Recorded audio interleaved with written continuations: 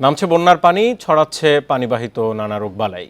দুর্গত এলাকায় দেখা দিয়েছে খাদ্য বিশুদ্ধ পানির সংকট।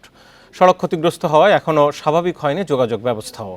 এদিকে সিলেট, সুনামগঞ্জ ও মৌলভীবাজারে এখনও পানিবন্দী প্রায় 11 লাখ মানুষ। বন্যা পরিস্থিতির সর্বশেষ খবরাখবর জানবো। মৌলভীবাজার থেকে আছেন সহকর্মী তুহিনুর রশিদ। তুহিন, মৌলভীবাজারের তো বড়লেখা, জুড়ি, কুলাউড়া, বেশ অনেক এলাকা, এইসব জায়গার এখনও পানিবন্দী বিভিন্ন জায়গায়।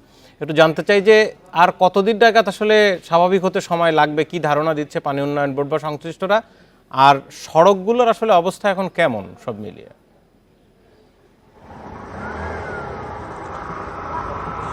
দেখুন, আসলে মৌলভীবাজারের যেটি আপনি বলছিলেন যে 3 উপজেলা কুলাউড়া, জুড়ি এবং বড়লেখা, এই 3 উপজেলার বন্যা পরিস্থিতি কিন্তু খুবই ধীরগতিতে পানি নামছে। আজকেও কিন্তু মৌলভীবাজারে যে কুশিয়ারা নদী, সেই কুশিয়ারা নদী বিপদসীমার 10 সেন্টিমিটার নিচ দিয়ে প্রবাহিত হচ্ছে।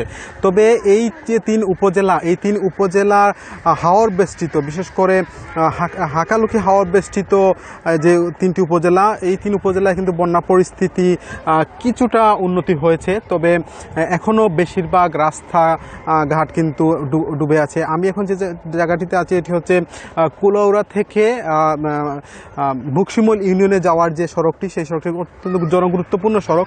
এই সড়কের মধ্যে কিন্তু 2 সপ্তাহ ধরে পানি আছে।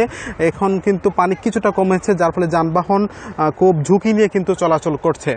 এই সড়কটিতে আসলে যানবাহন চলাচল, মানুষজন চলাচল গুরুত্বপূর্ণ। এরকম কিন্তু এই 3 উপজেলার বেশ কিছু রাস্তাঘাট কিন্তু এখনও পানির নিচে ডুবে আছে।